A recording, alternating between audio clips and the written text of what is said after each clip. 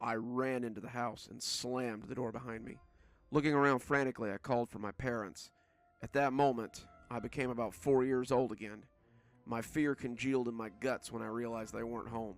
They were gone, out of town, wouldn't be back until tomorrow night. That's why I'd been staying at Billy's in the first place. That's why Billy was thump, thump, thump. "Open up, Johnny, I know you're in there," said a slurry voice, sing-songing the words as the owner tried to bowl the door down. I turned and shot the bolt before backing away from the front door as though it might bite me. The wood on the thick old door, solid enough to rattle the windows when it slammed, looked like it was bowing in as whatever was on the other side pushed at the wood. The door warped and twisted and suddenly seemed made of clear film as handprints imposed their image into it. It couldn't be. It just couldn't be. My dad had said that door was a foot thick when he installed it, and now it was bending and warping like melted wax. It was too much. I ran into the kitchen and slammed the door. I threw a chair in front of it too, for good measure.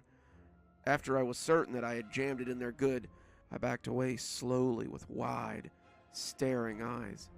I jumped suddenly and shrieked like a tea kettle when my jeans-clad bottom came into contact with something solid. I felt stupid when I realized it was just the fridge. Even laughed a little, thinking maybe I'd exaggerated this whole thing. That's when I heard a terrible cracking sound coming from the living room. It was the sound of wood splintering as its dimensions are violated. He'd be through soon. He'd be through, and he'd have me. Patches would be through. Billy, Randall, Scotty, and I had been friends since we were young. We'd been inseparable, thick as thieves, and the terrors of our neighborhood since we were old enough to walk. Don't get me wrong or anything, we weren't bullies. We weren't bad boys. We ate our vegetables. We were in before the streetlights came on. We kept our grades up. We were polite to anyone that we met. The problem was that we liked to play pranks. What child doesn't like to pull a prank now and then? Attack on a teacher's chair, a whoopee cushion on a classmate's seat, a frog in a backpack. We'd done them all, and it had given us a bit of a reputation as troublemakers. When school ended for the summer, and the four of us moved on to middle school, I'm pretty sure the teachers at our old elementary school threw a party to celebrate. We were all just looking forward to summer, a summer of pranks and mischief, but none of us could have foreseen what was to come. After 3 weeks of no school, limited parental supervision, and way too much free time on our hands, we started to get bored. We'd pulled some pranks. Putting mud in Miss Laverne's washing machine had almost gotten us caught, but most people were already wary of us because of our reputation as pranksters, so it was getting hard to pull a really good prank like we wanted. One afternoon, though, the four of us put our heads together and thought of all the people we hadn't pranked yet, and only one person in town came to mind: Patches. The front door crashed open like it had been shot with a cannon, but in the wake of the break-in, I was treated to nothing but a long silence from the living room. No footsteps headed towards the kitchen, no slurry voice trying to call me out. Just a long, uncomfortable silence as I sat with my back against the solid old refrigerator and waited to see what would happen. I counted in my head, 1, 2, 3, and when I got to 100, I worked my way up to my feet and took a hesitant step towards the kitchen door. That's when the knob started to turn frantically. It turned left, then right, then left again, and someone pushed against it and swore loudly when the chair stopped it from opening. He slammed against the lame barricade, and I saw one of his bloodshot eyes peek through the crack as it trained onto me. The eye went wide in mirth, and I heard the slurry voice call my name again. He rattled at the door a few more times before opening it as far as he could so I could hear him. "Johnny, Johnny, Johnny, Johnny, don't you want to see what you did to your old pal Patches? Don't you want to see what you and your friends did to me? Maybe when I'm through this door," he slammed his weight against it again, "I'll give you a taste of what I gave the others." Billy squealed like a little girl when I twisted his fat head right off his shoulders. He screamed through the door as he put his whole weight into the hit, and the legs of the chair started bucking as it got ready to give. I didn't wait to see what would happen. I tore up the stairs as fast as I could, taking the little staircase in the kitchen. Just as my feet touched the bottom step, I heard the door crash open, and I put on a burst of speed. As I hit the halfway point, something grabbed my ankle, and I fell hard onto the rough wooden steps. I bit my tongue on the way down, and felt my lips split as I hit the stairs. One look at what stood at the bottom, though, and both of those pains were nothing. His hand was wrapped in the same threadbare mittens he'd worn in life, and it clutched my ankle as it looked like his arm stretched from his body, so it hung halfway down the stairs behind him like a fire hose.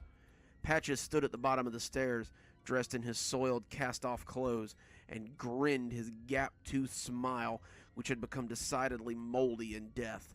He started pulling on me as I struggled to get back to my feet. Patches was a tramp, a sort of city pet, and the residents thought he gave our town a colorful appearance. They'd all grown up with Mayberry and Mayfield. Small towns were expected to have a friendly tramp who stole the occasional pie or was caught sleeping off a bottle at the bus station. Patches never stole any pies. He was welcome to a piece on the front porch of almost any house in town. But he was drunk most any old night of the week. He could be seen staggering out of Jimmer's and down to his camp by the river most any old night of the week. He never caused any trouble, though, and the police never felt the need to throw him in the drunk tank or hassle him at all. I would have called us friends at one time. Everybody in town hired Patches to do odd jobs for a little money now and then. He had a rusty old push mower that he'd used to cut people's grass with, and he claimed he'd been a handyman of some sort before the war. He had enough skill with tools to back it up, so most any afternoon he could be seen cutting grass or shoveling snow or fixing something for a few dollars to feed and medicate himself. Medicating is what Dad called it when Patches got drunk. Patches had laughed when I told him so. He fixed my bike tire once, and he'd taken Scotty Randall and I on a hike in the woods once when we had asked if he knew any good camping spots. He was a nice guy, sober or drunk, and I don't think I'd ever seen anyone in town have any trouble with him. We shouldn't have pranked him. It was wrong. I wish now that I could take it back. Pranking him had been Billy's idea, but we'd all gone along with it. Billy's dad owned the hardware store, and he was just about the only guy in town that didn't really trust Patches. Billy's dad headed out for tramps and vags, and he taught his son to be mindful of them as well. Tramps like a no-good dog pretending to be good. He'd tell us when he saw Patches wandering around, "You might pet him 100 times and not get bit, but when you take your eyes off him for half a heartbeat, he'll bite you." I didn't think Patches was like that, but we knew better than to argue with an adult, so we just nodded and said we'd be careful. Billy had a roach, the rubber kind that you got from the joke shop for a nickel, and he put it deep down in a corned beef sandwich and told me to take it over to Patches. "Why me?" I asked, not really wanting to prank Patches, but not wanting to seem chicken. "He trusts you. Your dad's always paying him to do stuff, and I've seen him talking to you on the front porch," Billy said. "He hasn't gotten work for a few days now, what with this heat, and he's probably getting hungry. He'll bite down on that sandwich and see the roach and freak out." We all laughed a little at the thought of Patches biting down on that roach and freaking out. We'd have all freaked out too if we found a roach in a sandwich. Afterwards, we'd all have a good laugh and find someone else to prank. He looked up from where he was sunning himself and smiled his gap-toothed smile at me. "Oh, well, hey there, Johnny-O. What you say, old sport?" he asked in his thick southern drawl. "Nothing much. My mom packed me a corned beef sandwich for lunch, but I'm not really a big fan of corned beef. I thought you might like it." I held the sandwich out to him and tried my best not to smile. Patches took the bait at once. "Oh, well, say there, that's mighty fine of you, old sport. Been here a day and a half since I had me any victuals." He took the sandwich and had a big bite, chewing with relish. "By the way, I saw Miss Laverne's washing machine." He slapped his knee as he gave a big donkey laugh. "I was 3 hours cleaning the mud out of that contraption. I guess I should thank you boys for the work." He laughed a little and took another bite, and when he did, I saw the gleaming head of the plastic roach sticking out of the sandwich. I started to point it out, but he kept right on laughing and telling me about the muddy washing machine and how hard it had been to get all the mud out of it. Apparently, he'd had to remove the drum and rinse it in the yard and then put the whole contraption back together. When he'd finished, and it was time to get paid, He took another bite and said through a mouthful of corned beef, "You know that old skinflint only gave me $1 for all that work. She tells me not to spend it all in one place." He brayed more laughter, but as he went to bite again, something happened. He wheezed a bit, his throat working to swallow the load of corned beef, and I realized with horror that he'd swallowed the plastic roach, too. The mat of corned beef and the hard plastic roach were stuck in his throat, and as he coughed and gasped, I realized he was choking. Billy, Randall, and Scotty broke cover and ran over to see what had happened, but by then, it was already too late.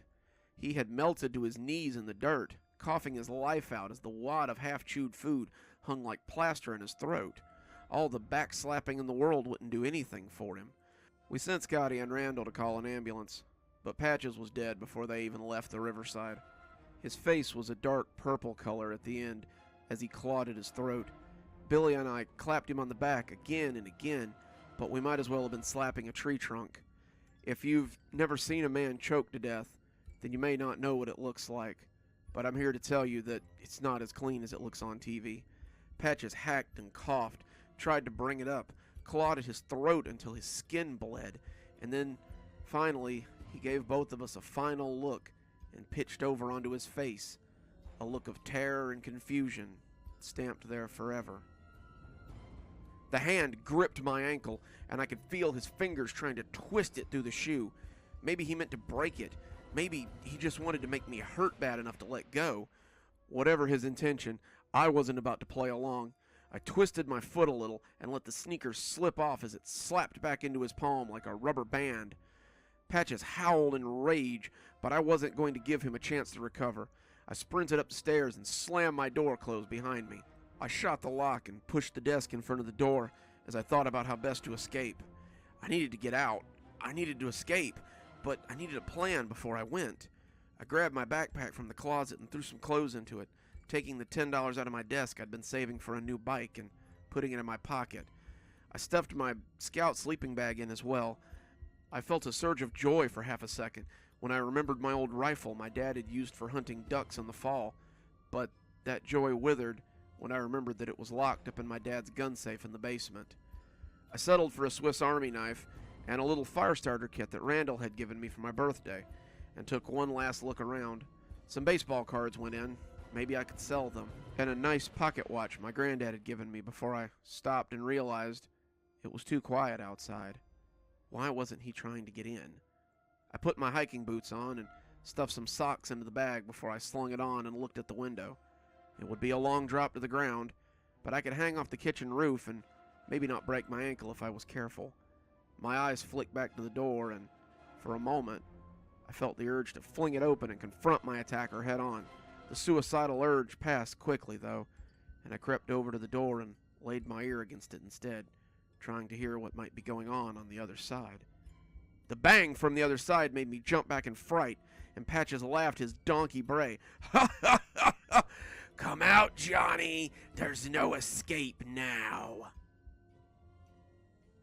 The ambulance had come, and the paramedics had pronounced him DRT, dead right there. Warner Mads, the fat volunteer firefighter who was on paramedic duty that day, had laughed when he said it, but none of the rest of us found it very funny. We all watched them put him on the stretcher and cover him with a sheet before they slid him into the covered truck they used as an ambulance and took him to Porter's mortuary. We spent the next week in a state of pure dread. "What if they find that roach in his throat?" Randall would say as we tried to get back to normal. "What if they cut him open and find it, and they decide that we killed him?" Billy punched him in the arm after we had all ignored him for about the 1,000th time. "So what if they do? It's not like we meant to kill him. We just wanted to prank him, that's all." "But what?" Randall started, but Billy punched him again, and Randall knocked off so he could rub at his arm. "Shut up, Randy. If you keep talking about it, then someone's going to start asking questions. Why don't you guys come stay over at my house? My dad's working the late shift, and Johnny's parents are out of town, so he's staying with me anyway. We can have a sleepover and forget all about this crap." We all agreed that sounded like fun, and when the sun set Friday night, we were all sitting around a camp lantern in Billy's room telling scary stories. Billy had wanted a fire, but his dad had absolutely forbidden it, and so the best we could hope for was the small lantern on the floor of his room. His mom had gone to bed shortly after dinner, saying how tired she was, and we'd been left to our own devices for hours. We'd played games, watched a little TV in the living room, and raided the kitchen for snacks before finally deciding that it was time for the traditional scary stories. Billy got to tell the first one since it was his house, and he told us about an escaped asylum patient who'd killed the previous owner of this very house. He claimed that on quiet nights, you could still hear them begging for their lives and the almost inaudible sound of a man dragging his knife along the wall as he hunted for the last of the children in the house. Randy got pretty scared, but that was far from new. After Patches, he seemed to be scared by most everything. Thinking of Patches made me think of a story of my own to tell, but I hesitated and let Scotty go first. Scotty told a story about a skinned dog who killed a bunch of boys on a camping trip, and even though a skinned dog with bones poking out and his jaws full of slobber sounded a little scary, it was pretty stupid all told. When one of the boys managed to kill it and discovered that there was a whole pack of them that then ripped him to shreds, we all rolled our eyes and threw our pillows at him. He laughed and threw his back, and one pillow fight later, Billy asked if I had a story. I do, actually, but it's not really a story. I thought I saw Patches the other day. Everyone went quiet. Randall looked like a goose had walked over his grave. Scotty sucked air through his teeth, and Billy punched me in the arm in a less than playful way. That ain't funny, man. That ain't funny a little bit. But I told him I wasn't joking. I'd seen him on and off for days since his death. Pressed up against the glass of the grocery store, his gap teeth covered in mold and his face a purple and red patchwork. At his old camp when my dad and I drove past, and even when I didn't see him, I could swear I smelled the odor of peppermint candy and rock gut whiskey, the smells of Patches. But last night was the worst yet. I woke up all of a sudden and there was someone standing at the end of my bed. I thought it might be my dad, checking up on me, and then I smelled the peppermint and the sweet smell of alcohol, and I knew who it was. I didn't say anything, but he smiled at me from the foot of my bed, and his mossy teeth glinted in the moonlight. "That was a rotten trick, Johnny," he whispered, and his voice was hoarse and cracking. "Maybe I'll come play a trick on you boys sometime. See how you like it. Sleep tight then." Then I blinked, and he was just gone. They all sat there gape-mouthed for a heartbeat or two, and then Randall started laughing. It wasn't real laughter, not really, but the crazy, jagged laughter that people make when they're scared and they don't know what else to do. He reached out and grabbed a big handful of popcorn and said, "Good one, Johnny," as he stuffed it into his mouth and kept laughing. The laughs turned into gasps, though, as he started to choke on the popcorn. The three of us got up, wanting to stop him before he choked to death, but as he knelt hacking, we could see his hands clawing not at his throat, but at the black-gloved hands wrapped around his neck. Patches had leaned around the back of his head then, grinning like a monster in a movie, and Randall's clutching hands had died like two birds in their death throes. We backed away from him, not sure what to make of this grisly phantom, and he stood to his full height so he could tower over us. Randall lay still on the floor then, his coughing done, and the three of us silently wondered who would be next. "So, Billy, you like roaches, do you?" the cadaverous thing asked, turning towards the terrified boy who stood frozen to the spot. "Well, here then. Have some, won't you?" Billy gagged, and a single glistening roach fell from his lips. He stared at it dumbly before he retched, and a cascade of them pattered to the floor and scattered like roaches. He went to all fours and kept vomiting up the glistening insects, his body racked with sobs and heaves as Patches laughed merrily over his handiwork. It was too much. I bolted for the door and never saw what happened to Scotty. I threw open the living room door and ran out into the night, but I could hear the laughter of that mad apparition behind me as I fled for the safety of home. I believed, in my youth, in the talismanic protection of home, and as Patches dogged my heels, I could see it getting closer and closer before me. I found my keys and rammed them into the lock, and as the door closed behind me, I was certain I was safe. Sitting in my room now, I realized I would never be safe again. Sitting on my sleeping bag and writing this down, I realized I haven't been safe for the last 20 years. I fled that night with my backpack and my fear, and God forgive me, I never looked back. I later found out that the deaths of my 3 friends were the talk of the small town, and many believed that I had been abducted by whoever had done the killing. I used the money I had to get as far away as I could from my hometown, and when it was gone, I worked for men who would hire a boy my age to do a day's work. This was 1974, so there were kids on the run all over, and one more didn't really strike much interest. When I couldn't work, I begged, and when I found someone willing to take me in for a few days, I stayed. Eventually, though, I would have to move on again or risk being caught in the shadow of Patches. Patches didn't stay in my hometown after all. No matter where I went, I would see him somewhere eventually, reflected in the window of a store, half hidden in an alley between 2 buildings. Sometimes I'd smell that sickly sweet smell of him and know it was time to get a move on.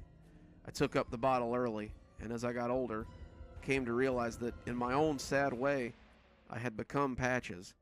I'd become a living monument to the man I had killed on accident, and I suppose I was just looking for a place like my hometown where I could feel safe. I guess I found it now. The truck dropped me off by the familiar river I had so often swam in when I was young, and as the sun set, I found the ragged remains of Patches' old camp. The town has changed, as I knew it would, and the attendant at the corner store gave me a dirty look as I used my last $5 to pick up a bottle of Irish Rose whiskey. I didn't care. By tomorrow, I'd just be another curiosity piece in the local paper. Homeless man found murdered by the river, it would likely say. And after 20 years of running, I guess that's not too bad. The bottle's half gone now. So was the sun as I sit here making my final notes. I'm sitting in the spot where his camp used to be, and the sounds of the river, the frogs, and the crickets just tuning up behind me, are almost soothing as I wait for my death to come. He'll find me now, I'm sure of it, and after all this time, it's almost a relief. A shadow has fallen over me, and a familiar voice asks, "You gonna finish that bottle, Johnny?" I looked up into the unchanging face of horror. I hand it up to him and smile. "Guess not."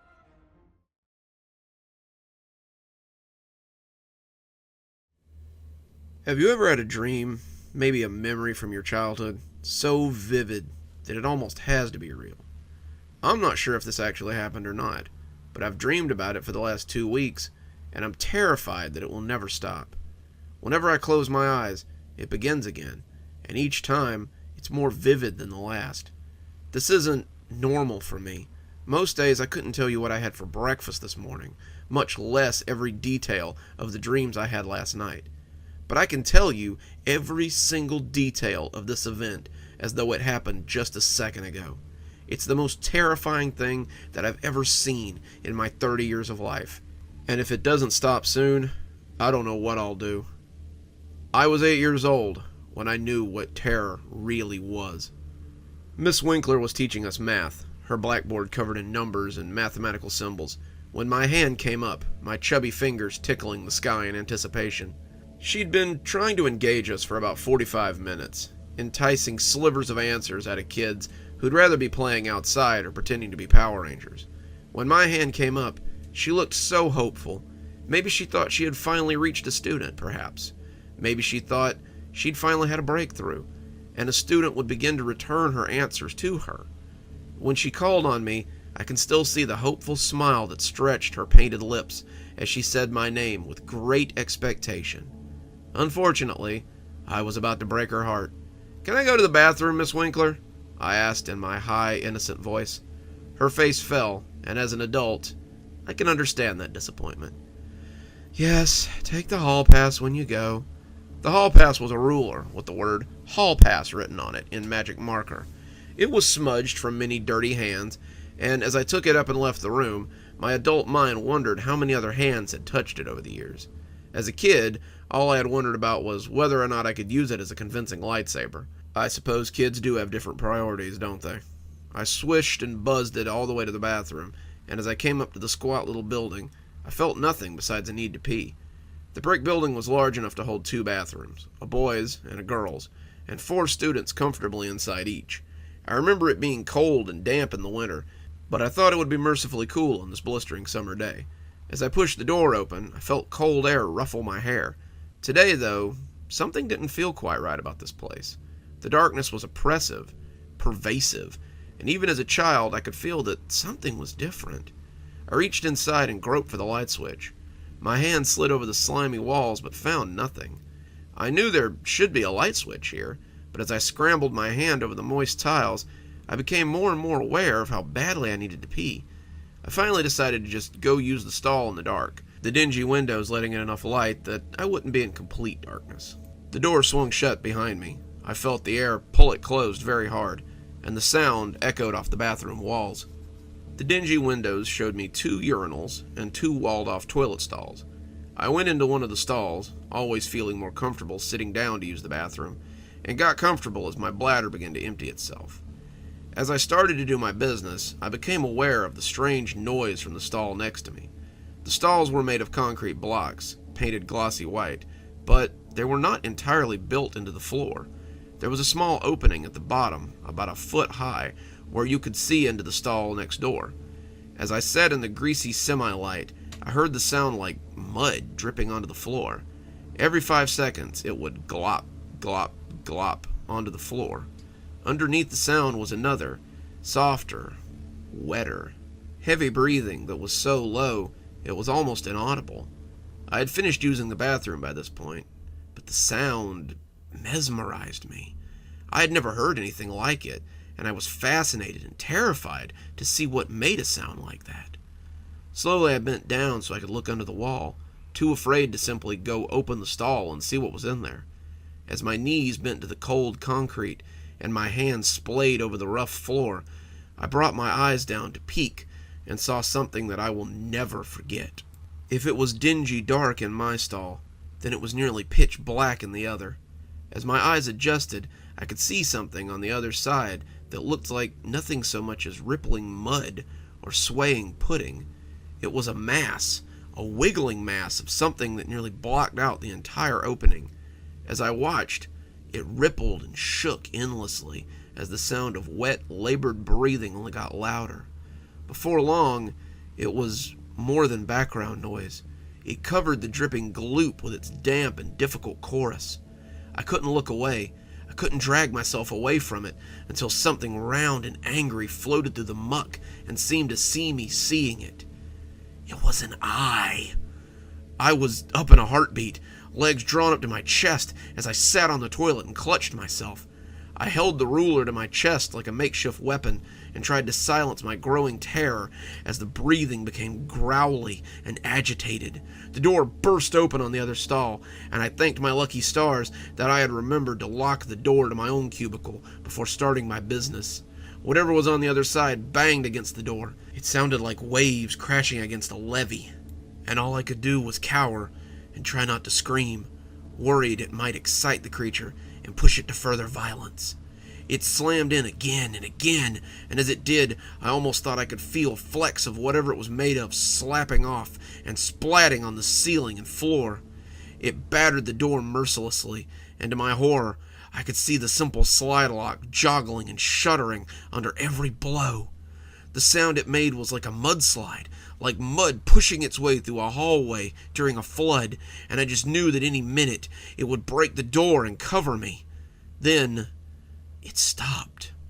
Whatever it was gave one final slap against the door, and then rumbled off out of the bathroom. I sat petrified, unable to move for nearly 5 minutes, before I finally found myself able to control my shaking legs. It was gone. Whatever it was gone, but I wanted it to be gone and well gone before I decided to come out. The lock didn't want to open, but it popped open after a few hard slaps with my hand. The door creaked outward on warped hinges, and I could tell that the cubicle door was definitely going to need replacing.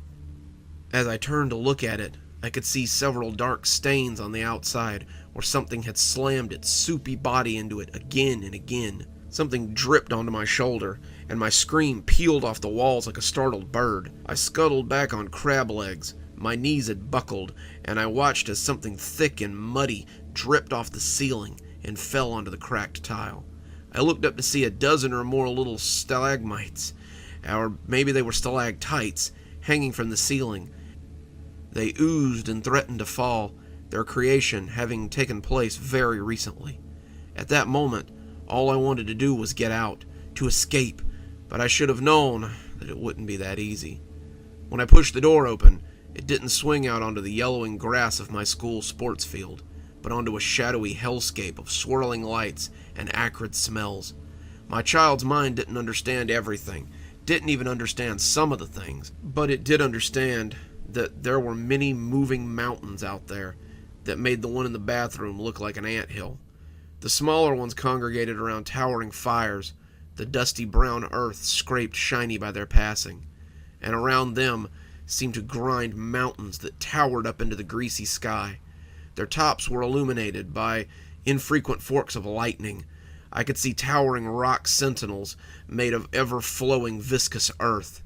It was too much. I closed the door and crumpled into a corner between the dripping sink and the wall. I made myself as small as possible. I felt as a bug must feel when it's surrounded by humans, and as my mind tried to process what I had seen, I seemed on the verge of breaking. How could I process something so big without going insane? The smallest of them had been barely able to be contained by this building. The largest of them could have destroyed this building without thinking.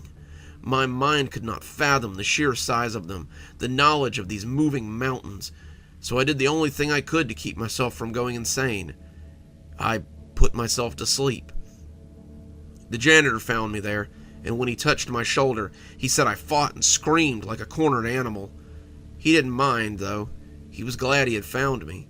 It was night when he took me out of the little toilet building, and he had to be very firm with me to get me to go outside into the gloom. I was afraid it was a trick.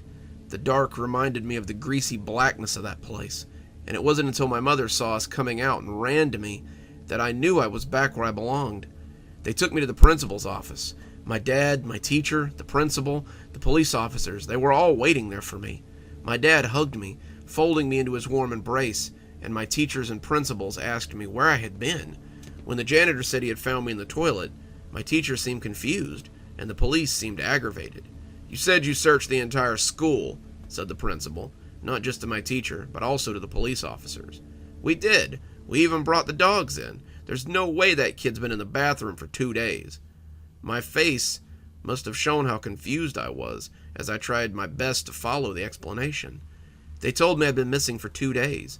The school had been searched, a code Adam had been ongoing, and they had searched every place I liked and every friend's house I'd ever been to.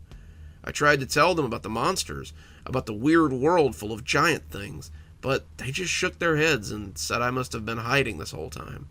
I think my parents were just happy that I was safe, and the principal didn't punish me, even though I sensed that he really wanted to. I think my teacher believed me when I told her I wasn't hiding, holding the Hallpass out to her in a shaky hand. She knew I was a good kid, and didn't usually cause more than the average 8-year-old's amount of trouble. She quit the next year, and I was removed from her class at my parents' request. When she saw me in the halls after that, I could swear that she looked almost sad to see me. I haven't thought about that place in years. After it happened, my parents took me to see a psychiatrist, and she helped me put it out of my mind. I would only remember it sometimes in the dark hours of the night, but it was gone just as quickly, even though it comes back in vivid detail, and I don't know how much longer I can handle it.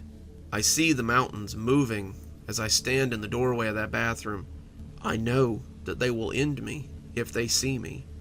I know that if they see a way to our world, they will end all of us, and I'm afraid of what I'll see the next time I open that door.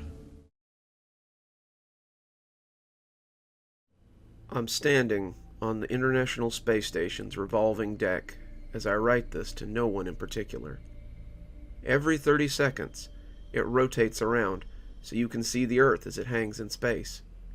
I was entranced by the calm little ball of water and dirt from the first time I saw it. It's so easy to forget how chaotic it is down there. From the cold and silent reaches of space, you forget that the Earth is full of honking horns and screaming people.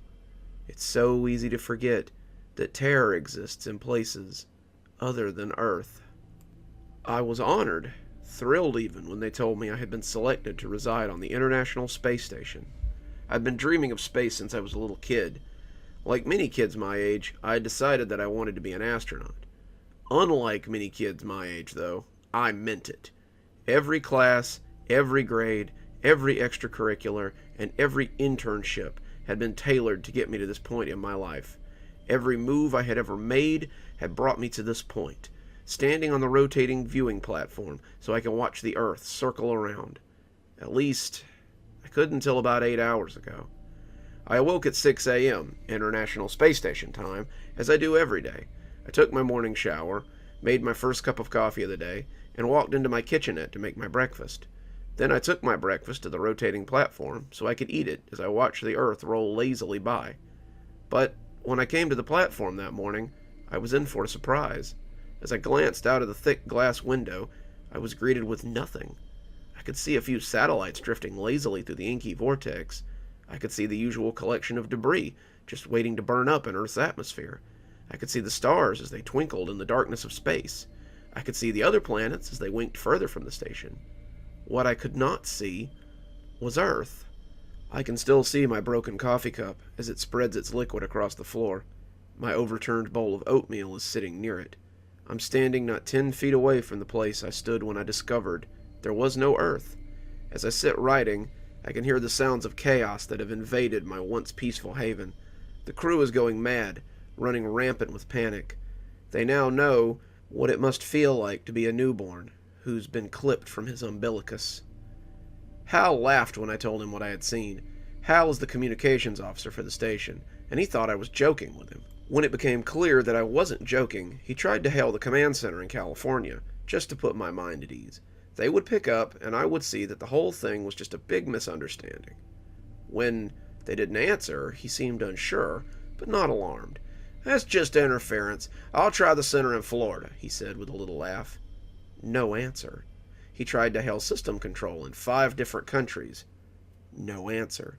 We attempted to contact anyone within the sound of our voice, and also received no answer. Only then did he come to the observation deck with me and verify that there was no Earth. Someone's crying. I can hear them sobbing from the crew quarters as I sit and stare into the void. There were a lot of people mourning when the Earth disappeared. When I left my room and walked out here, I could see the signs of suicide as well. Ravita, one of our science team members, was lying on her bed as I walked by. The door was open, and she looked so peaceful as she lay there. Still, I knew she must be dead. A line of foam slid from the corner of her mouth, and her chest moved not at all. Others had hung themselves. You could see them hanging like strange wind chimes from the vents in their rooms. There were no firearms on the station, but I could hear the research lab table saw running full blast, and I could guess what sort of business it was doing. Others were using this as an excuse for bad behavior. The mess hall was full of people, eating the food stores and drinking what little alcohol we had available on the station. I was sure a certain amount of rape and murder were going on as well. As I stood there stargazing, though, it hardly seemed to matter. Very little matters now. We are adrift, our umbilicus cut, and we're all living on borrowed time. The air would cycle through the air handlers indefinitely. That was a given. But without food and water, we would die. Our food comes on a shuttle from Earth once a month. We were not equipped to grow our own food. No seeds, very little soil on board. Once our food is gone, we will starve. At the rate we were eating the food in the mess hall, we'd be lucky to have food for the week. I put a hand against the glass, momentarily dizzy. I see the red handprint left behind and know I have to finish writing this quickly. They've left me alone for now, but if the puddle of blood oozing into my chair is any indication, I don't have very long. Hal and I took our findings to the head researcher. Vlon looked over the numbers, checked the data, and then came with us to the observation deck to see for himself. By this point, several of the researchers and the other station staff had gathered to look out into space, hoping to find that familiar blue orb we all loved so much. When they saw him, they all came to Vlan for answers. Vlan was stoic in the face of their fear, answering their questions evenly and putting their minds at ease. I'd known Vlan for years, an Israeli native drifting towards old age, and I had never seen him lose his cool. He didn't start now. I don't know what has happened, but I think what is important is that we not panic. We were hand-picked for this mission, and we must act like we deserve to be here. Go about your duties as you would any other day. When news surfaces, I will let everyone know. He called a meeting with Boggs, head of security, Mortimer, director of operations, Charlie, Hal, and myself. Charlie was my boss, the head researcher under Vlan, and very, very British.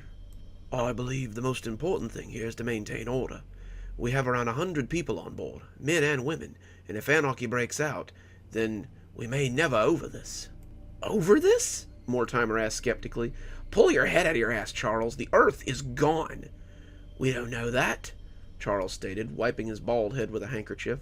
I've got eyes, same as you, and they tell me the Earth is not where it's supposed to be. Now, either we've drifted, or we aren't where we're supposed to be, or... Oh, don't pretend you know a damn thing about what's going on here, Charles shot back hotly. We pay you and your wrench jockeys to fix the air handlers, keep the pneumatic doors running, and maintain the systems on the station. You're no astronomer, Mortimer, not by a long shot. Mortimer turned red as he stepped closer to the blustery Englishman. Mortimer was no egghead, that was for certain, but he had served in 2 wars and was the most exceptional nuclear submarine tech the program could have laid hands on.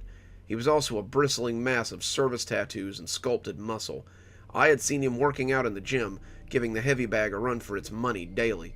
Charles was about to learn what that bag knew for a certainty.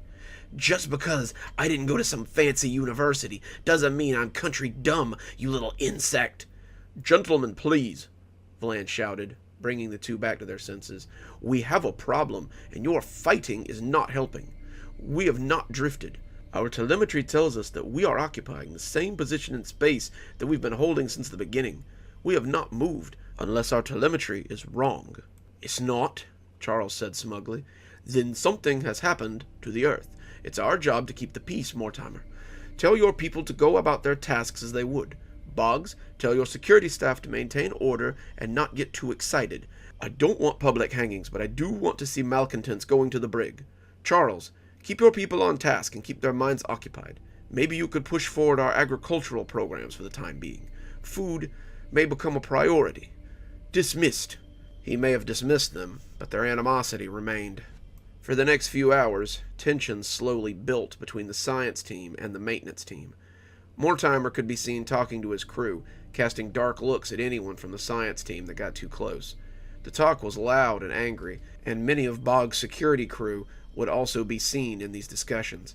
Boggs seemed to share Mortimer's outlook on the current situation. The 2 were soldiers, after all, and saw us as little more than egghead civilians who thought too much of themselves. Charles was just as bad. He sealed off the science lab and put us to work on greenhouse projects. He stormed around like a rat in a cage, snapping at people for no reason, and confiding to his group of favorites about the stupid roughnecks who thought they were better than us. He kept looking towards the door fervently, and I knew he was thinking the same thing I was. Boggs had an override key to all the doors on the station, and if those roughnecks decided that they wanted into the lab, there wasn't a goddamn thing we could do about it. At 10:30, Vlan called Charles. The 2 had a very heated discussion, as quietly as possible, of course, but it was evident that something was going on. Charles turned pale towards the end, and his eyes kept slipping back to the door. He was afraid of something out there, more fearful than I'd ever seen him. When the phone suddenly went dead, he put it in the cradle with all the reverence of a casket going into the ground. They made their move around noon. We had heard some dissident noises from outside, but Charles wouldn't let us leave. He told us to keep working and never mind what we heard.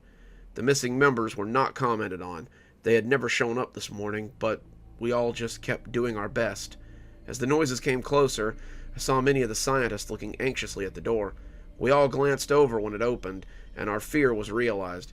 In walked 8 members of Boggs' security detail, followed by Mortimer and 8 of his maintenance crew. As I mentioned, there were no guns on the station, but they all had batons or wrenches or knives from the kitchen tucked into their belts. They blocked the door as they fanned out, and it was apparent what they intended to do. Charles was livid. "What are you about? We're performing serious work in here, so if you could just..." "By order of Overseer Boggs, we are taking the science team into custody," Mortimer announced, a huge grin spreading across his face. "Overseer? Vlan will have something to say about this. When I tell him what you've done, he'll—" But as he approached Mortimer, the big man swung a monkey wrench he'd had in his hand and scattered Charles's teeth and blood across the lab. Charles fell like a sack of oats, and pandemonium ensued. We all broke, making for the door and hitting the wall of guards. I don't remember how I got away. All I remember was a brilliant flash of pain in my side, and someone bumped me hard. Suddenly I was in the hall, running for Vlan's quarters. The corridor rang with screams and noise. People were running as other science teams were being rounded up by security staff. As I ran, dodging groups of security staff as they chased others, I was aware again of the pain in my abdomen. That's when I looked down and saw the handle sticking out of my side. The blade it was attached to was long and sharp, a kitchen knife used for boning fish. When I pulled it out, it was red with my blood, and the blood wasted little time in dribbling out of the new hole. I shrugged out of my lab coat and tried to tie it off like a tourniquet, but it did little more than give the blood something new to stain. I felt a little dizzy. I wanted to sit down, but I knew this was the wrong time to do it. I kept going, hoping Vlan would bring peace to the station, but I already feared what I would find when I got to his office. I didn't even have to go in to see what they'd done to him. He was slumped over his desk in a pool of his own blood. Someone, probably Boggs, had cut his throat for him and left him where he lay. I turned to go, and at that minute, I think I was already planning on coming here to die. I dropped the knife on the floor and walked unnoticed through the hall. I saw bodies, I heard the screams, but I was ambivalent to them, as I was to the vacuum outside. I couldn't help them, and they couldn't save me. So, what was the point of belaying the inevitable? My eyesight is getting foggy now. I think I came here hoping to see Earth blink back into existence before I die. I don't know if I really was or not, but it would make me feel better to know that there still is an Earth out there. As chaotic as those billions of humans are, I don't think I want the few of us still alive here to be what my species will be judged by. They've proven that humanity, even the best of humanity, will revert back to apes at a moment's notice. Survival of the fittest, even in space, is not a hallmark I want on display, but it seems to be what this station's history will be left with. I'm going to sleep now. My fingers are numb. The rest seems like a good idea. If this is truly my final message, then take some solace in knowing that I died doing what I loved. I died among the stars, hoping for hope for the Earth and its people.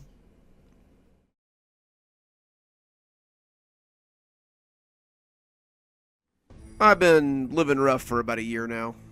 It's not as bad as you'd think. Not really. When COVID hit, I lost my job. The food industry got hit pretty hard, and the catering business I worked for had suddenly closed up shop. When I couldn't pay my rent, my landlord put me on the street. I suppose I could have gone and gotten an assistance check, but I met some guys at a soup kitchen I was crashing at, and they invited me to come live rough with them. For the last 9 months, I've been traveling from town to town with a great group of guys who've been homeless for years. I know this makes me sound like a tourist, but it's really not as bad as you'd think. I've been enjoying a freer lifestyle than I ever had before. I travel around with 4 guys, and they keep an eye on me, and I keep an eye on them. They call me Kid, and I'm lucky to have fallen in with them, all things told. Travis is a vet from Iraq who couldn't seem to live in an apartment after spending 6 months in an Iraqi prison.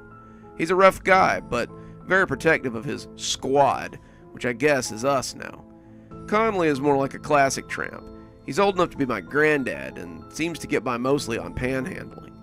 He can be real charming, and he's amiable enough, whether he's drunk or sober. He's more than happy to share what he makes with the rest of us, too. Then, of course, there's John. Of the 3, I think John is the one I like the best. He reminds me of my dad somehow. He's tall and thin with bushy eyebrows and a thick salt and pepper beard.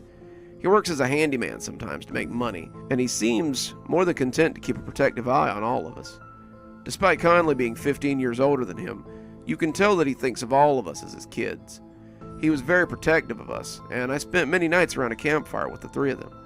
John was always at the head of the fire, like a father at his table, and we often told stories as we hunkered around our camp. On the night in question, we were telling scary stories. We had camped in the woods off the interstate, far enough in that our fire couldn't be seen from the road, and we were eating food we had all bought and telling tales. Conley was talking about a ghost story he had heard in Denver, and Travis told us about a ghost soldier spotted around the barracks he was assigned to in Iraq. I told one of my many creepypastas I'd read during my other life, and finally we looked at John. John was eating quietly through it all, and now seemed intent on continuing his dinner. "Your turn, Dad," I said, using the teasing nickname I had fixed on him. "I don't really like to tell stories," he said, and his voice had a hollow tone to it as he busied himself with his can of stew. "Come on, John," said Conley, already sounding like his dinner was affecting him.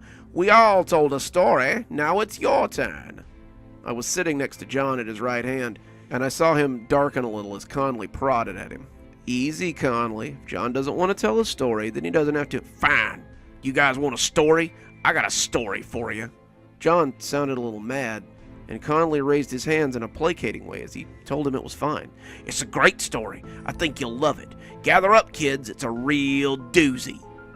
He reached over and took the bottle of rot gut from Conley, taking a deep swig before he started. He sounded flustered, out of sorts, and I kind of didn't want him to tell it now. Clearly something was going on here that was outside the norm, and I was afraid of what might happen after his story was told. Want it or not, though, John began. "It was midnight, just like tonight. The August wind was creeping in from the east, cold and hungry, as the two boys sat around their campfire, munching their dinner of beans. They didn't have the luxury of a home or a hearth, only having the other in this world. Their parents had cast them out, not having enough money to feed them any longer, and the two boys had been riding the rails, seeking their fortunes as they tried to make it day by day. The two boys had managed to beg enough for a can of beans, and as they sat around the fire, they listened to the bubbling inside as their stomachs growled and their mouths watered. They hadn't eaten in 3 days, you see, and the smell of them beans was enough to make them ravenous. They sat closer to the fire, basking in the smell of the cooking beans, and that's when they heard the cry. The two huddled close to the fire, shuddering as the howl glided up between the trees. Their campfire wavered under the torrent of wind, and they hunkered close as they tried to keep alive. They blocked it with their bodies, feeling the icy bite of the wind as they tried to cook their dinner. The howl growled across their shivering skin, and the two boys wondered if that would be their last meal. The beans began to boil over the lip of the can, and the older boy's threadbare glove to allow him to slide it from the flames. He poured the beans into a tin cup for his brother, gritting his teeth as the heat became too hot even for his gloved hand. As he poured, he could feel something stalking behind them. It had smelled their food and came to look. If they were lucky, it was just a little cat or a mangy dog that would leave if they shouted. If they weren't, then the older boy would stand against it while the brother ran. Either way, the two would eat a few mouthfuls of beans before they died. He wrapped his scarf around the can gingerly, holding it by the tatty garment as he tipped the scalding beans into his mouth. They burned his tongue and blistered his throat, but his hunger was too great to wait. His brother moaned in pain as he did the same, the two of them feeding their bodies as the scalding food nourished them. And all the while, the beast howled and stalked behind them. Neither boy looked into the dark woods. They knew that something stalked them, that something wanted them desperately, but they thought that if they ignored it, it might just pass them by.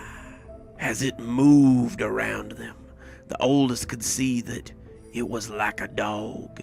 It capered about on all fours, its teeth bone white as it grinned at them. It stalked their little fire, circling the pair 3 times before stopping.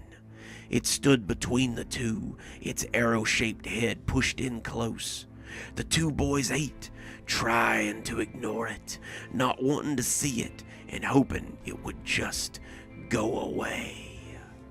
When it spoke, the younger of the two began to cry in terror. You come into my woods, bring your destructive fire, and then you don't even offer me a proper gift. What rude children you are. I should punish you for such insolence. The boys begged the creature, saying they had nothing to give, but the creature only scoffed. You should have thought of that before entering my woods. The two boys begged him for mercy, to take pity on two starving children. Mercy is not a trait I ever saw a need to learn. Those who enter my realm bring me gifts. You will present me with a gift, or you will suffer my wrath. He spoke with a sense of refinement that was at odds with his monstrous nature. The boys had still not summoned up the courage to look at him, and now they shuddered against each other as they thought of what to do. The oldest looked at his still warm can of beans in his hand and saw that he had 2, possibly 3 bites of beans left. He held them out to the creature, still not looking at him, and hoped it would be enough. The creature approached, sniffing at the can, and a weight slid into the warm vessel. It slurped as its long tongue lapped at the beans, smacking as it tasted the juice and liking what it found. Lovely. The creature purred, turning its head towards the younger, who had begun to shake. And you? Share with me what is in your cup, little one, and you might be allowed to live through the night. The youngest had his hand over the mouth of his cup, unwilling to move it. His brother told him to give the creature a taste. Then they could leave this place and never come back. The youngest boy shook his head again. The creature put his face very close to the boy and demanded that he remove his hand in a low growl. The boy's shaking hand slid from the cup opening, and the brother felt his stomach drop. The younger boy had wolfed his beans, eating them all, and had nothing to show but a cup of juice residue. The older boy could see his tears cutting lines down his dirty face, leaving trails of pink against his skin. He started apologizing, hastily and low, to the older boy, saying he just couldn't help himself. As the creature asked for his due, the younger could only hold out his shaking, empty cup for the beast to inspect. The tongue slid into the metal, making a soupy, gloopy noise as the creature searched for food. And as it slid out, the two heard the creature tutting in disappointment. What a shame. Suddenly, the warmth of the brother's forehead was gone, and the forest was filled with the sounds of his younger brother screaming. The older brother curled into a ball, shuddering and weeping as he heard his brother torn to pieces. He closed his eyes and begged God to make it over, but it was some time before the forest was quiet again. He lay there listening to the wind howl, his campfire guttering out as he shivered in the dark, alone. The 3 of us sat speechless, looking at John as the campfire crackled before him. Out in the woods, an animal loosed a long, mournful howl, and Conley suddenly decided to sleep under the nearby overpass. "It's chilly, but at least I won't get ate up by no beast." Travis agreed, and the two grabbed their stuff and moved on. "Better go join them," John said, poking at the fire as he looked into the flames. "Sounds like an old friend is looking for his due." I heard something in his words I didn't like. Something akin to a suicidal friend telling you it's fine to leave them alone. But I got up and followed the others anyway. The last time I saw John, he was still staring into the flames. We looked for him the next day, but he was nowhere to be found. We found the old campsite. We found his pack. But of John, there was no sign. By midday, we just assumed he had left, and we moved on. I'm still not entirely sure what happened to him, but if you meet John on the road somewhere, tell him his troop misses him. And if you meet the creature from his story, I hope you saved it some beans. Otherwise, you might discover what really happened to John on that windy December night by the interstate.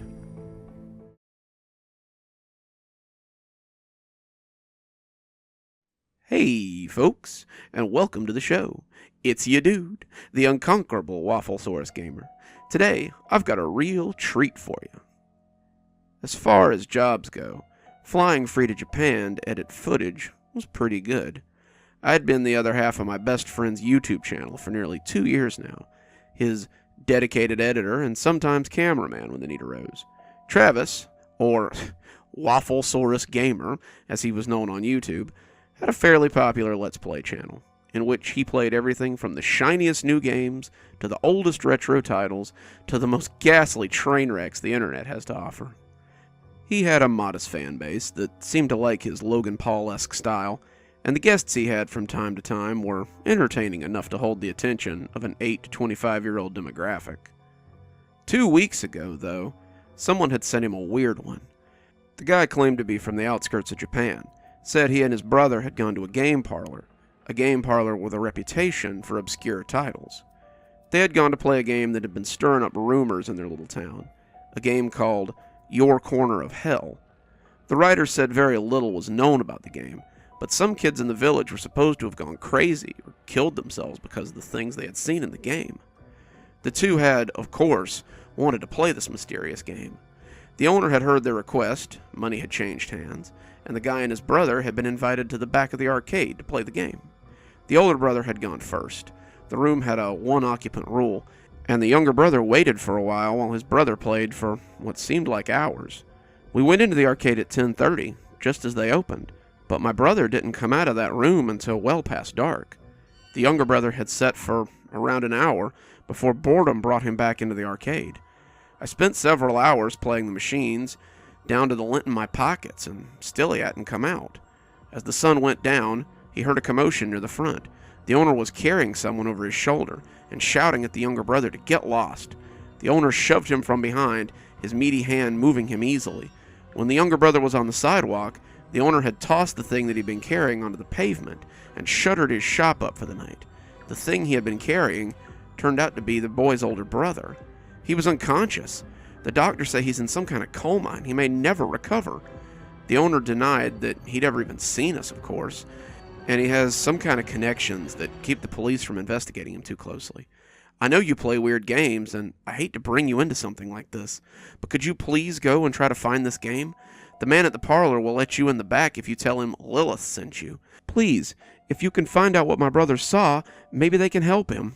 And now, here we were, standing outside the shabby arcade. We had flown into Hiroshima and taken a train out to the town of Tomanoru so we could meet the younger brother, a 15-year-old named Hisu. He recounted the tale to us as we sat in his mother's kitchen and drank some strong tea. The boy's hands had trembled as he spoke, and he seemed on the verge of tears as he retold his story. My parents are at the hospital with Ichi, praying that he will recover. He was supposed to go to university this year, but now it's unlikely that he will ever recover. The kid's English was pretty good, but when Travis asked if he wanted to come with us, I didn't need words to read the terror on his face. I haven't been back since the incident. I won't go near it again. A lot of kids in the village won't go there anymore either, not after what happened to Ichi. He wished us luck and said that he would pray for our return. Standing outside the grungy arcade, I didn't see what all the fuss was about. The facade was filthy. ivy hanging from the canopy, and bars installed over the dingy windows. The dust on the windows looked like you could have written in it, and the spiderwebs in the corners looked old enough to have seen the Reagan administration.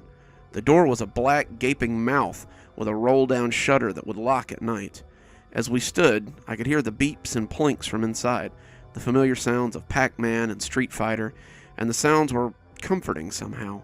Even in this foreign land, the sounds of familiar games could bring me comfort. "So, got everything hooked up?" I asked, going over his setup one more time. His glasses were set up with a pair of digital recorders that were damn near undetectable. As he recorded, the camera feed would be continuously uploading to the cloud. I could pick through the footage later and edit it into something usable for the channel. Since I couldn't come with him, he would have to record his events as he saw them. I was mostly on location to call the police if anything weird happened. A few local kids may not pique the police's interest, but an American tourist with 500,000 sub count might make them a little more willing to investigate this place. It made me feel like a real reporter, working in the field to expose the truth. How quickly we forget that those people too can die. "It's as ready as it'll ever be. Let's see if there's anything to see," Travis said. A big grin spread across his face. We walked into the building that was awash with blinking lights and a cacophony of sounds. Children of all ages were hunkered over the blinking machines. Others were running around and laughing as they tried to find their favorite games. I could hear the wooden chunk of a skee-ball machine, the metallic clink of an air hockey table as the puck zipped around the smooth surface, the hollow boom of a shooting game, and the pop tunes of Dance Dance Revolution. The owner had a modest collection of classic arcade cabinets as well, and even at a glance, I could tell that this was a place that made money. Standing behind the counter, looming like a monster amidst the brightly colored prizes and flashing signs, was a giant, grinning man. He was easily 7 feet tall, and nearly as wide. He had an oily mustache that sat under a bulbous, greasy nose, and his eyes were like a mean-spirited pig that loves to snap at curious children. He reminded me of a picture book I had owned as a child, Puss in Boots, and how the ogre had made me feel scared. The warty ogre had sat on his cushion in his beautiful clothes and looked down at the cat as it wove its lies. Even as a child, I had thought the look made him look menacing. It was a look that said plainly the cat was in danger of being devoured. The man spoke to Travis in what I assumed was Japanese, a language I was not familiar with, and Travis spoke back to him with relative ease. The man smiled, showing several blackened teeth, and spoke to Travis in English, though this English sounded more like European than actual American English. "Ah, an American. So word of my special game has spread that far, eh?" "Infamy, more like it," Travis said. The man's smile looked a little off after that. "You'll need to sign a waiver if you'd like to play.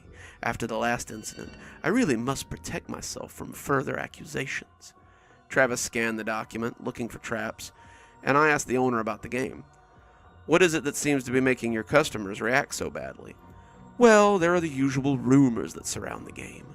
The creator died, his spirit haunts the game is actually a portal to hell. Many strange rumors surround my little shop, but I can assure you that the game is just a regular game, nothing special that need elicit such reactions." Travis had finished signing the paperwork and was ready to see this game. "Only one of you at a time, boys. You'll have to wait out here," he said, pointing a dirty finger at me as Travis stepped behind the counter. The last time I saw Travis, he flashed me a peace sign and smiled with a big grin. "See you on the other side," he intoned. Then he disappeared into the shadowy back room as I remained in the world of flashing lights and familiar sounds.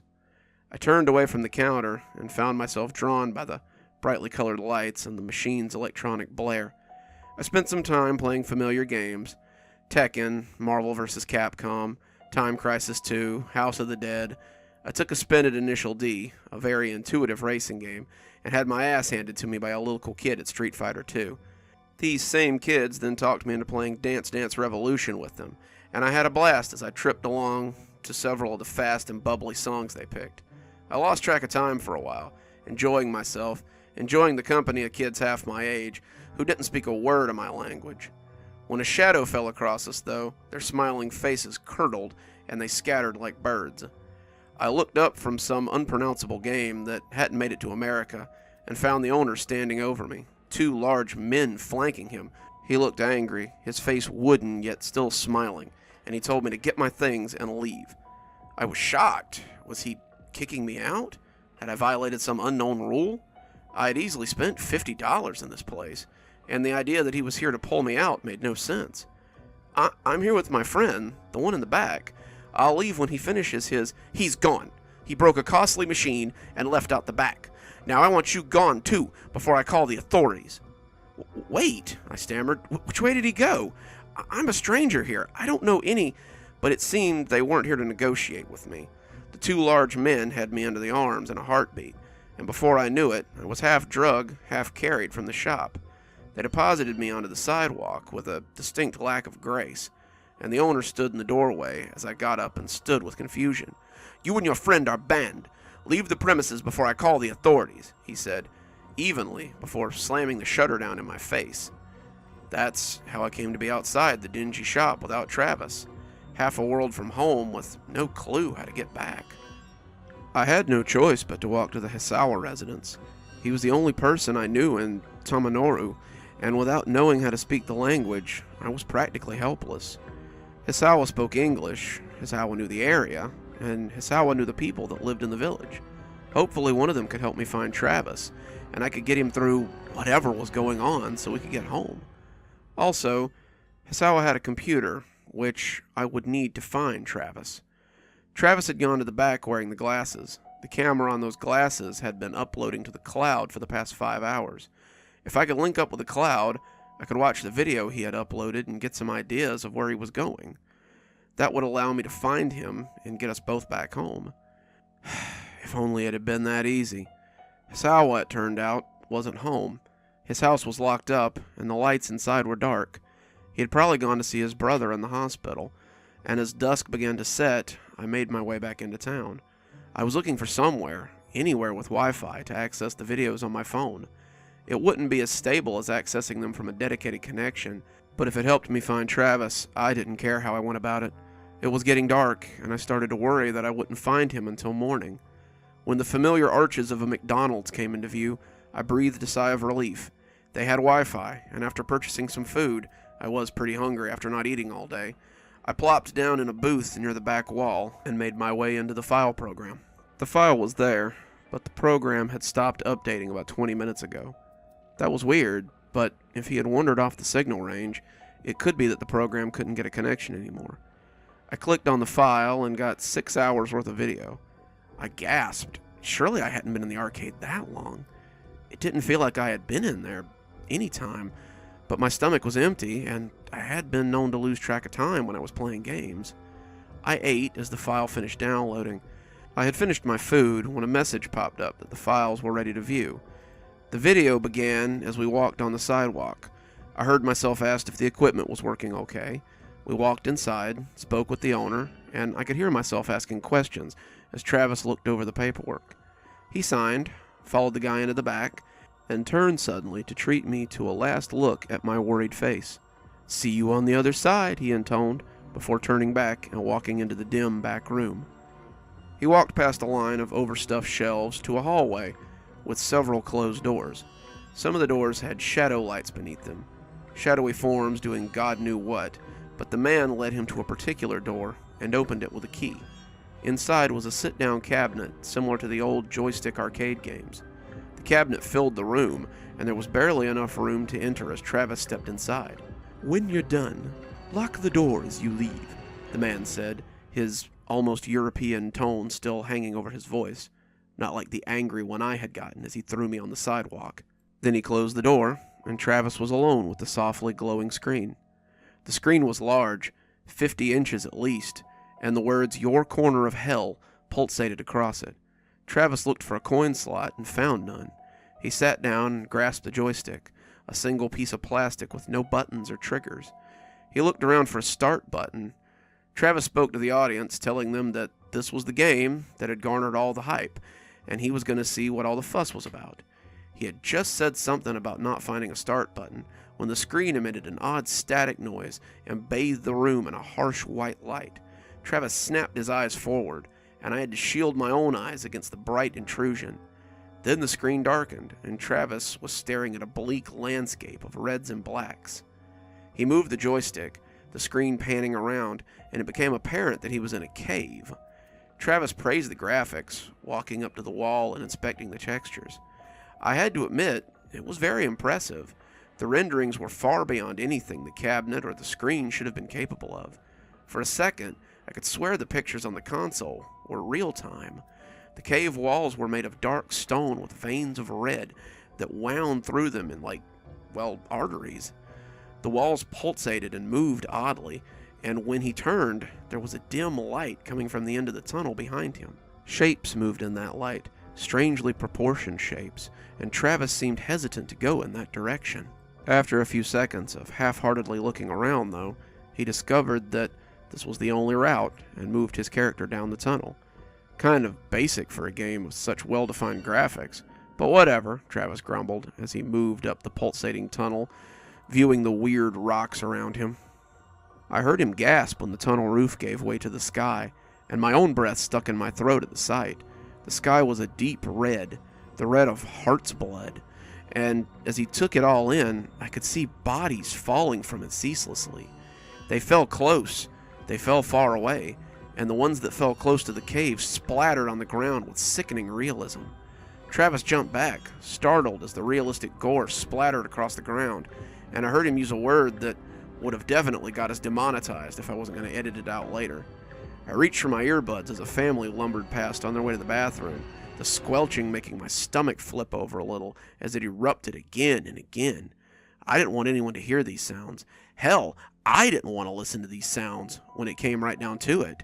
As I slipped my earbuds in, I heard Travis mumbling about the level of gore as a body landed a few feet from him and burst like an overripe fruit. He seemed more intrigued than angry, though. Then, as Travis watched the body, it got up. Its limbs popped grotesquely back into place, and the naked humanoid, bald and sexless, got up and stumbled away from the site of its landing. It ignored Travis, stumbling across the dark sand that covered the ground. I could hear Travis breathing hard as he watched, and after some hesitation, he followed it. It stumbled across the sand, jumping as the hot sand burned its feet, and as it traveled away from the cave, Travis could see it joining groups of other battered bodies. They didn't speak. They grouped out of pure instinct and shuffled along as the black sand gave way to sluggish rivers of living fire. The group seemed to shy away from the fire, and I really couldn't blame them. Something seemed to be moving within the flames, and the group of bodies seemed to know that it was something that wanted to hurt them. Travis followed them, but never joined their group. He seemed to understand that these skittish creatures, humans or not, would be a target for whatever lived here, and their group would attract a lot of attention. As if to prove that point, one of them strayed a little too close to the fire and was ensnared by an arm of living flame that dragged it into the fiery river. The group looked after him, marking his departure, but they neither mourned him or slowed. They kept moving, and I could see other groups moving similarly as Travis used the joystick to look around. "What in the hell is going on with this game?" Travis asked as he followed the group at a safe distance. Am I supposed to follow them? Am I supposed to strike out on my own? I don't get the point here. He decided to follow them, despite their lack of direction, and as they neared a field of sharp black grass, I saw a creature jump out to challenge them. He was average height, his skin a deep maroon, and somehow he reminded me of the shopkeeper at the arcade. He was as wide as he was tall, and he looked at the group with a broad smile on his face. It was a distinctly gobble-you-up sort of smile. It spoke to them in a strange language, completely ignoring Travis as he moved in for a closer look, and some of the creatures stepped forward hesitantly to stand near him. The rest stood their ground, unsure of the stranger or whatever he was offering. It didn't matter. The nets came flying from the grass then, and the creatures yelled in a very human way as they were captured. Some tried to flee, others were resigned to their fate, but none of them tried to fight back. They were sheep, and soon they would be rounded up and taken to wherever it was they were bound. They made piteous noises as the nets fell over them, which seemed to push Travis to action. Travis rushed at the creatures, yelling at them to get the hell away, but since he possessed no weapons, he attempted to run his body into them and stop them from taking the struggling humanoids. He bumped the creatures, foundering against them, and the creatures took no more notice of him than an ant. They had the group rounded up in no time, and when they walked into the grass with their prize, Travis followed them into that sea of blackness. Maybe I'm supposed to follow them, he said, his voice a little frantic. Maybe that's my goal? He moved into the grass like a blind man, losing the creatures almost at once. When he came out, he was alone in a dark world of black sand and endless miles. He traveled into the emptiness, unsure of where he was going. He moved aimlessly, the hellscape never changing, and the falling bodies never ceasing. Travis didn't follow them anymore, though. He seemed to think it was pointless, and as he moved deeper in, I could hear his breathing becoming frantic and unsure. The game was presenting him nothing but a vast world to explore, but he seemed unable to interact with it or alter it. There were no trees to punch, no shelters to make, no goals to accomplish, and the only constant seemed to be the moans of the falling bodies or the distant screams of the unseen. The screams would erupt distantly, sending Travis turning frantically in that direction before returning to his chosen path. He had seen no one but the creatures and the humanoids they hunted, and he was becoming a little paranoid of the big open landscape. Travis began his journey into emptiness with some commentary on the landscape, the graphics, and the game's strangeness. The farther he went into the wasteland, the more addled he seemed to become. He talked less to the audience and more to himself. At first it was just idle talk, wondering if he was going the right way or not, but slowly his speech began to descend into mumbling. The screams were starting to get to him, and I was worried that he might be losing it as his camera panned around for what felt like the 1,000th time. I fast-forwarded a little bit. His trip through the wasteland made up almost 4 hours of the total video. When he had stopped in the desert, staring at a fixed point for several minutes, I started the video and returned to his heavy, labored breathing as he stared into the distance. He sounded ragged, as though he had been slogging for hours for real, and he just stared into the distance for no reason, intent on something. Suddenly he ran towards whatever he was seeing. The camera footage was secondhand, and I leaned in as the McDonald's crowd bustled around me, trying to see what he was seeing. Whatever it was had excited him. Whatever it was had piqued his curiosity. He ran like a man possessed, stumbling in the game as he made his way over the shifting sands towards whatever lay beyond. When the first tree of the grove came into view, I thought I knew what he had seen. When I saw what was hanging from the tree, I wondered why he was in such a hurry to get to them. The grove of dark and twisted trees came looming up from the spinning air. They weren't tall, maybe 8 feet, but each of them bore a length of rope that swung from its branches. At the end of each rope was a sexless humanoid. As Travis got close, I could see the purple bruises around their necks and the boneless way they hung from the dead trees. The grove was nothing but these grotesque wind chimes, and Travis seemed less eager as he walked into it. When the first one started screaming, I cried out right along with Travis. It came as a sudden eruption in my right ear, and my sudden yelp made a couple across from me frown and look at me oddly. I apologized, turning back to the video to see Travis studying the poor creature as it twisted on the noose. It grabbed at him, speaking in a strange language that might have been English once. It held its arms out to him, pleading for relief, or for release, or something, and Travis backed away before bolting. The forest came alive then, the tortured screams and shaking trees erupting into a cacophony and fury, and Travis began to run frantically amidst the swinging horrors. He fell suddenly, tripping over a root, and when he looked up, I heard him sob audibly as his eyes fell on a single, withered humanoid. It might have once been female, but as it was, its chest was flat, its crotch smooth, and its head hairless and lumpy. As it lifted its searching, begging face to him, I could see a single half-moon scar on its cheek. She screamed and wailed just as the others had, but there was a deep longing for release in her eyes. She begged him with her eyes, cried at him with her wailing mouth, and Travis could do nothing but stare at her as she wailed into the void. "Mom?" he breathed, his voice shaky. Travis had lost his mom last year to cancer. I had known her all my life. She had made Travis and I snacks after school, drove us places in our teens, and Travis had always been so close with her that she became like a second mother to me. How many times had I seen that scar on her cheek and wondered how she'd gotten it? Her face was still as sunken as it had been in the hospital as she lay dying, and as that screaming face stared back at Travis, I saw him snap like an over-tightened guitar string. His fists came up, and he slammed them into the screen. The cabinet shook, the image shivering, but Travis was far from satisfied. He slammed his fists, he kicked his booted feet, and he screamed like a wild man as the cabinet jerked and bent under his assault. How had I not heard him? How had I been feet away, having the time of my life, while my best friend had gone through the worst trauma of his? How had I not heard him screaming? How had I not heard his fury? As the cabinet sparked and broke, I could hear him screaming the same thing again and again, and it broke my heart to hear the pain in it. Mom! Mom! Mom! Mom! The door swung open, and the arcade owner screamed at him, wanting to know what he was doing. Travis rushed the man, his smile now an angry gnash of teeth, and shoved him out of the way as he made a break for the back room.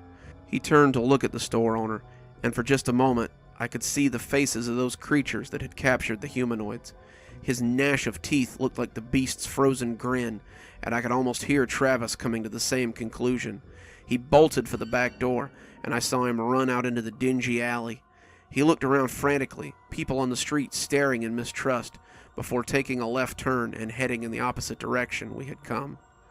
He ran up the streets of Tamanoru, a stranger in a strange land, and the people on the street gave him a wide berth. He was frantic, moving like a wild animal, and when he stopped suddenly, I leaned in close to see what he was looking at. He stared, seeming to stare at his reflection in the window across the street, and the people diverted around him as he just sat there, staring. I could see his small reflection in the glass, and he looked haggard, crazed even, but his face was filled with that unhinged understanding that you sometimes see in the mentally ill. "Mom," he whispered, and without warning, he rushed across the street with the blare of car horns following him. He ran up the street, never slowing, and when he came to a familiar train station, I wondered what he meant to do. He kept calling for his mother, chasing her ghost or something else that only he could see, as people moved out of his way like he might be contagious.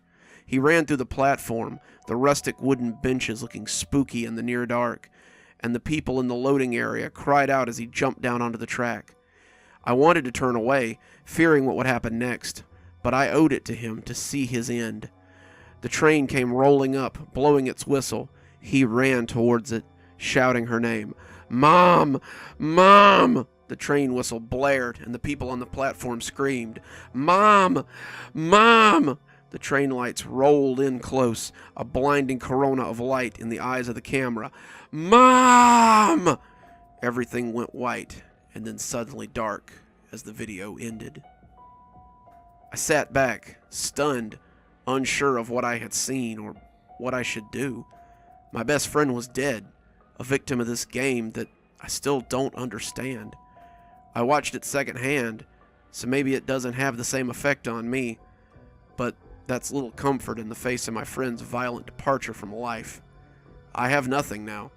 I haven't just lost my friend, I've lost my job and my means of returning home. Travis had our tickets in his bag. He had our hotel keys in his pocket. And I'm sitting on the sidewalk of the closed McDonald's now, unsure how to proceed.